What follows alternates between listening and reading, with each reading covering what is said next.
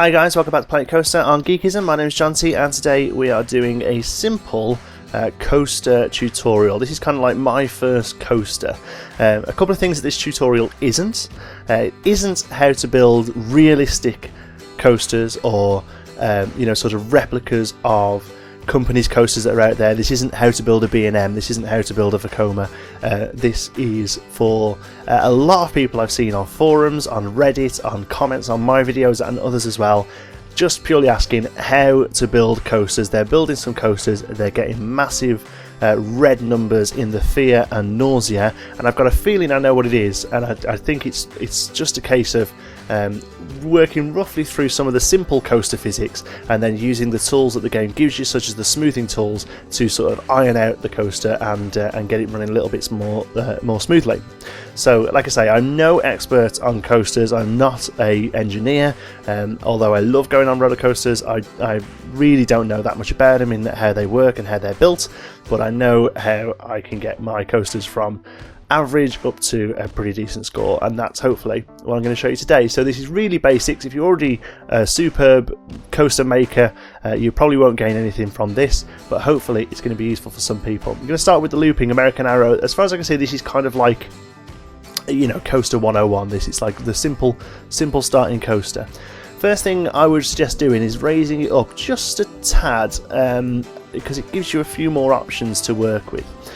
Now you can do one or two things as you're coming out of the station. You can either go straight up into the lift hill, like so, and it automatically adds it on for you even. But what I like to do is, one thing I see in a lot of coasters is actually have a very slight dip into the lift hill, kind of just sort of helps the coaster out of the station. So that's what we're going to do here, and not only are we going to have a very slight dip, we're actually going to put a bit of a curve on it as well. So the options we've got here then, the rotation arrow there does exactly that. It rotates the track, and we've got left and right, up and down. You can tell because of the little line and the dot. And then this one here, the ruler, is actually lengthening the track. So we'll lengthen that out. I actually don't want any rotation on it just yet. What I did there was press space. If you press space, it goes in between locking and unlocking the figures there, and also the snapping. You can actually drag down to different numbers. I'd probably suggest actually for your first coaster having a slight snap on it, just because it helps you sort of get around the place. But for now we're not going to have snap on, but if you might find it helps. So we're going to have a couple of curves there down, simple as that, and then from there we're going to go into the chain lift, which we can't do for some reason. I'm not sure why. I think it might be because we're not flat there. So what we'll have to do is just take it up a little. Doesn't have to be much here. We just really want a slight drop. There we go. And then we'll go in. So obviously you want your chain lift quite long, but to start off with you want it really short, just to get into the lift. This is probably the only point of the ride where you'll have actually such a sharp turn there. Normally you want everything to be sort of spread a little bit. Height wise, let's go up to about, what's that there? What's that put us on? 1. We haven't got a height anywhere else. I would say a little shorter than that, and then we'll close it off. It's going to be quite a small coaster to start off with. Actually, I don't like that. I think we'll go a little higher than that actually, but not quite that tall. And what's that put us on? There's a bit about 30 metres. That's not bad for a little start-off coaster. So now again, there's a couple of things you can do here. You can either go straight into the drop, or you can do what's known as a pre-drop, which is literally just a little drop like that, just to get the coaster off the rails. This used to happen a lot on older coasters. It doesn't happen so much anymore. Or again, one thing you can do is keep the direction the same there and add the drive tyres, and that will drive it around, and you can maybe come around the corner and drop back down again. I'm not 100% sure why that won't let me do that, to be honest. There, maybe it's just because it's coming off the chain lift. But instead what we'll do is we'll do a small pre-drop like so. Back to 90 degrees like that, and just like I say, just gets it off the track there, so that when you come to do the actual drop, it doesn't lose any speed by the back of the train being still on the chain lift there. Okay, so we'll let's just go for a big drop. In fact, actually, let's not just do a regular drop. Let's put a turn into it. So here then, the figures, these options change slightly because we're pointing down now. But what we'll do is just bring it out slightly, like so. We don't want any of that just yet. We want to sort of come down and out like that, and you'll get a nice. Okay, that's probably a little bit extreme, but all these are going to be sort of fixed later on as well, so don't worry too much about that. We'll do all the banking afterwards. Okay, so we'll come down to a curve there, we'll probably snap that back into a straight, and then we could probably go into our first inversion. Now, for the first couple of coasters, I would really recommend using some of the built-in inversions. You can do most of these yourself, but honestly, for the first couple of goes, I'd probably recommend using some of the built-in ones. So we'll start off with a classic, a traditional loop. You want the highest point of the loop to be probably about 5 or so meters off the highest point of your drop. So here the drop looks to be about 40 meters, so I mean really you can judge it by eye. This one here actually changes the size of all these pieces, which is very useful. So I reckon probably about there, and then we'll come out of the loop and go into our next thing. At this point I'd get the coaster testing. Unfortunately they do fly off the edge, but the people won't die and they don't seem to have any negative effect towards it, so it doesn't really matter even if there's people wandering around if you get them hit by that. Now what I'm going to do is speed this up slightly. I just want to see if it gets through that first loop. We can change the chain speed lift as well later on, which we will do. Just want to see if it gets off. So you see it just nicely gets off there, and like I say, all this does is get it off there so that we get a nice speed on there. And it might be a little bit, no, it's just about right. Now that's actually perfect. What I wanted to show you was how it just looks as if it's not quite going to get over. It gives a nice bit of, and that's where you get your hang time from. That's where you get that sort of ooh feeling on coasters. So that is near enough perfect there. So 34 meters. We took 10 meters off the height of the main drop there, but that's, like I said, we've got about 5 meters lost there. So that's just about right for me. I would probably then go into another inversion. I'm trying to think of the sort of shape I want the coasters to be. I'm thinking like a sort of tight L shape coming around here. So our next inversion is probably going to be something that brings the coaster back coming down this way. With that, I would probably go into rolls and look at either something like a batwing roll, which are quite intense but look fantastic, or maybe just something like a banana roll as well. It's very much an option. In fact, I think we'll do a banana roll here, and again, you just want to take it so it's just slightly smaller than the highest point of the last piece of the ride. So we'll quickly throw that in. 33 meters. This might not be, might be a little bit too big. It might just go a little slow over there. I mean, it's a preference thing. That's personally a little slow for me, but it might be okay for you. So I'm just going to drop it down a little. There we go. Now this is going to be a very small coaster, so the next thing we're going to do is a block break section. Now block break section are really important. They're what's going to give you more coasters going around the ride at once, and therefore giving you more throughput, getting more people on the ride, getting more money. You know, it's all good. Block break sections, not only are they ridiculous to say, what they do is they literally do what they say. They break the ride up into sections, and the coasters will only move into a section if the coaster before it is out of that section. So it's really useful, and all major rides use them, and it stops, well, hopefully stops crashes and things like that. So here we're going to do a block break section. The main thing is you have to remember with these is that there need to be a way out of the block break section afterwards. If I put one here, for instance, what would happen is that if there was a coaster in the area before it, it would stop here, and therefore you would need something to pull it out of the block. So you would either need another chain lift into the second part of the ride, or you have to use a sort of gravity to get it out of there. So we're going to use gravity. So in fact, we're actually going to lift the ride back up again to, and we're going to have a first sort of, well, what will be an airtime hill if there's if the block break sections aren't being used. So we'll just drop that in there, block break section. It doesn't have to be very long. That looks about right. Okay, there we go. So, and now we need gravity to play its part. So we'll drop back down into, I've got snapping on, we'll turn that off for a second. We'll drop, oh no, they're still on. So there we go. I mean, you can actually add the block break sections onto diagonals, which may even work even better for you, to be honest. But for now, we'll do it relatively traditionally. We'll have a block break section there. Okay, So we'll drop back down.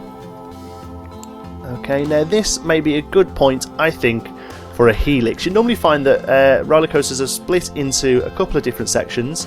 The first section being where most of the inversions happen.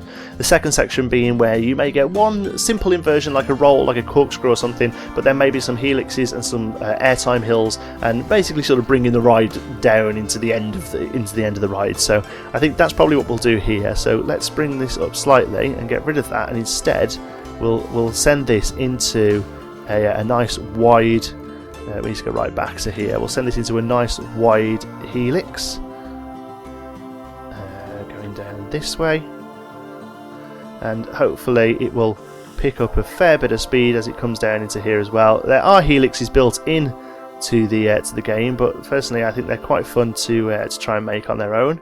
So we'll bring it right down there, and I think we're going to chuck in a low inversion here. So let's have a look. What sort of roll inversion have we got? Something like a heartline inversion or something. Heartline roll entry. We don't want to go too far out because we're going to have to bring it back into here. So how about something like a half corkscrew? This, whoopsie daisy. Just put those back in again. Half corkscrew this way. Makes it a little close there, but we can drag that out. Hopefully it's got enough height there.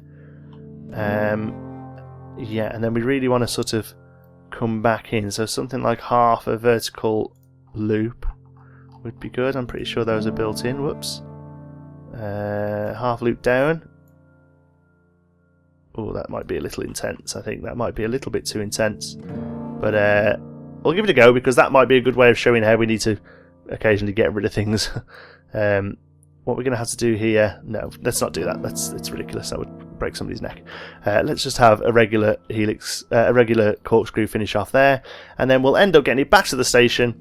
What we're going to actually do is, when you get to this point, when you're sort of coming back in for the final brake run, I find it actually quite good to come onto the station and build backwards. So here we're going to have a trim brakes.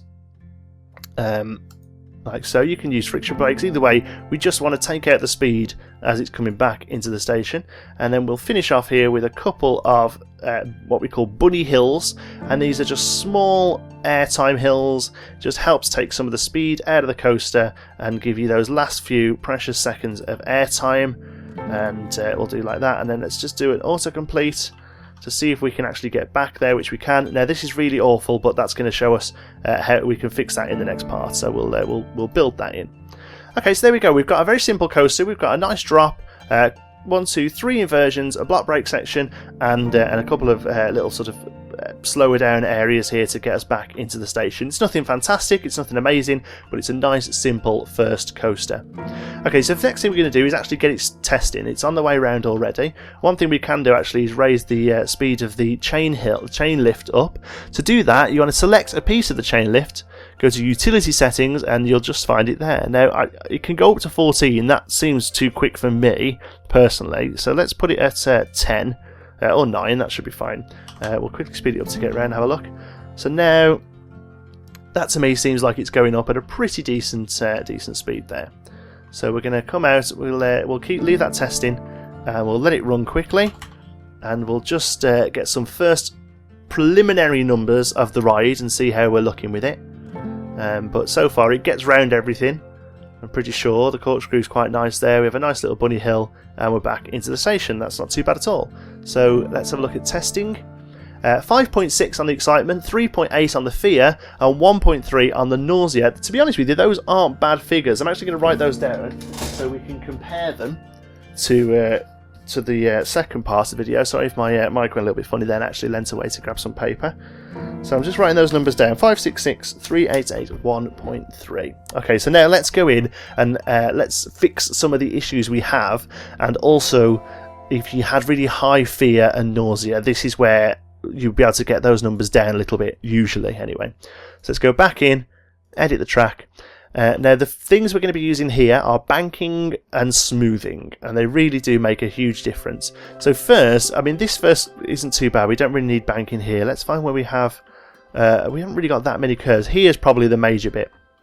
So here you'll see that this here, it just looks too tight, and it is kind of an eye thing. You'll end up sort of getting used to being able to judge it, but here is just a bit too tight. So what we're going to do is once it's built, if you click a section, like so, let me just click off that and show you again, you can change the size of the section using the end bits here of what you've got selected. So we'll do that. And then you can actually move them by hand, but I wouldn't really suggest that unless you really need to get it out of the way of something. But what we're going to do here is we'll see the curve sort of starts at this point and comes right round to, well, not quite that far, but probably the bottom of the that hill there, I would say. And now we're going to click the smooth all button. We're going to let the coaster go past so it doesn't rip it to shreds. There we go. And we'll smooth all, and you'll see that it starts to smooth that curve out as best as it can. Now we actually want to do this piece as well, I think, to get rid of the little bit there completely. But we may struggle to do that because these pieces here are built in. So what we can do with that then is drag these back a little, like so, and then have another go from there to there with smoothing that out just to make it a slightly more natural curve. Again, the end of the corkscrew is what's giving us a major issue there, to be honest with you, but overall that's not so that's the wrong button, sorry. Overall that's still not too bad, although I may still end up just dragging these out a little and smoothing it that way. There we go, smooth all. There we go, now we're starting to get more of a smoother curve. That's great. The next thing we need to do is we need to bank this as well. So we're going to click from here round to here, because that's sort of the main curve area. Again, we'll just let the coaster go past. And using the rotate tool, we're going to bank it a little in. Now, it won't let us do much because we're already against the ground, but to be honest with you, that little bit of banking is probably enough. And the last thing we need to do, I know it seems like a lot, but we're going to drag all the way around the banking and a bit further and just click smooth banking, and what that's going to help us do is smooth out the area of transition between the non-banked area and the banked area. So again, we need to just add a little bit more banking on there because that smooth banking unfortunately has taken some of it out. There we go. Okay, so here, this large helix could probably benefit from being banked as well, I would say down to this point at least.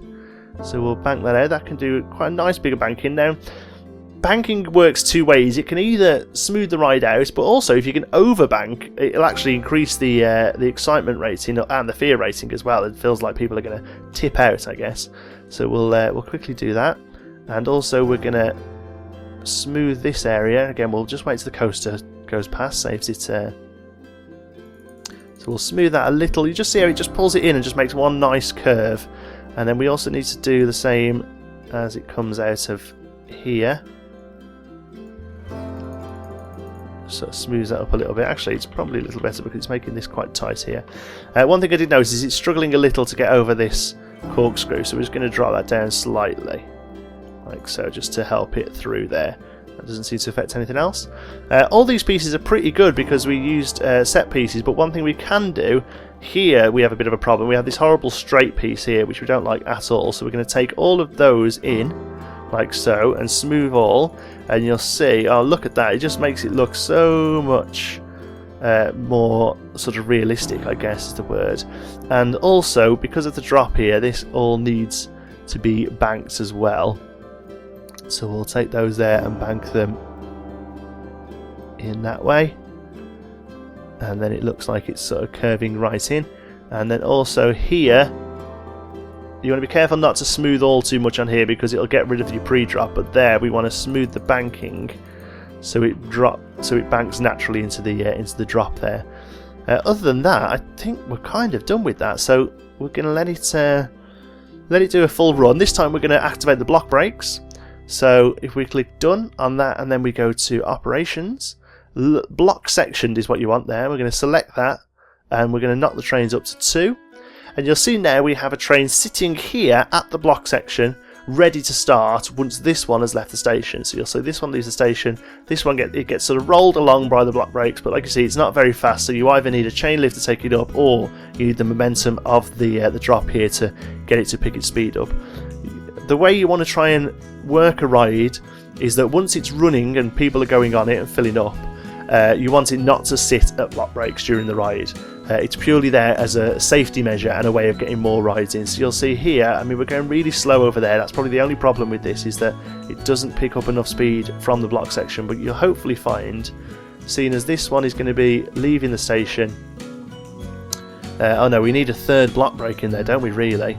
I'll tell you what we'll do then, let's edit this, because obviously the problem is here is that that's not moving on until this one's left the station, and this one's not leaving the station until that one's got to that point. So we kind of want a third section really to act as a sort of buffer for them. So let's just edit the track a little. We'll get rid of that piece, that's just regular brakes. So we'll delete those, put in a block section that's much shorter, and then we'll actually have oops, don't want that at all. Drive tyres going back in, because that should slow it right down. Okay, done. Operations now, it will let you go up to 3 now, but you'll end up the same problem. You'll just have a third one sitting somewhere. So we're still going to only have 2, even though it's we've got enough for 3 there. Sorry, I'm gibbering. Okay, so let's quickly run through the test of that and see if this has made any difference. You'll see there it doesn't hang on that area, and it gets more speed as it goes up through, and this one doesn't hang because the second train has already gone past these block brakes here. So the only place they sit now is in the station, which I think is fine by me. You'll see you've got 2 going around, there's no chance of them going into the back of each other, and also obviously that will normally take longer to fill up, so it would actually go a little bit behind this second one. But there we go, so let's have a look. So our excitement has actually gone down 0.01 actually to 5.65. More importantly, our fear has gone down a little, and our nausea, which is great, has gone down quite a bit, down to 1.03 as opposed to 1.3. So the numbers haven't changed much there off the banking and the smoothing, but to be honest with you, it's mainly because the ride was relatively smooth as it was, and we don't have any massive turns that really needed too much banking. But I hope that's given you a little idea as to what a sort of coaster needs to sort of follow, so that it isn't a death coaster, which it seems a lot of people seem to be posting. You want to make sure that every curve is nice and smooth. You want to make sure that every sort of change in height is nice and smooth as well. I mean, there are little things. I mean, I would play around with this honestly for another hour or 2 before I was completely happy with it. Things like here, I think coming out of the back roll, oops, that's the wrong button, sorry. Things like here coming out of the back roll up to the block brakes could probably be smoothed a little, like so. I think that may help a little. This bit I'm not too happy about here. I still think this is a bit too tight of a corner, so I would probably, I mean really what you could do is adjust all of this. That's the great thing about this system, is that all of this can move back, and it doesn't really affect the ride. I mean obviously this still drops down nicely into the thing, but now it gives us a little bit more to play with on this area here, where we can smooth that out a bit more. So it's just little things really, depending on the size and space you've got to use for the coaster, but hopefully that gives you a good idea of how to get a basic coaster up and running, how to use the smoothing tools, the banking tools, angle snap, and block brakes as well, just to get a basic coaster to get started. I'm sure people who know much more about this are going to be creating fantastic tutorials soon, but honestly I couldn't find much out there, so I'm hoping this helps you guys get started. Thank you very much for watching, hope you've enjoyed it. If you have, please give us a like, it really does help out the channel, and if you enjoyed the content and you'd like to see more, don't forget to subscribe. Thanks very much, and I'll see you in the next one.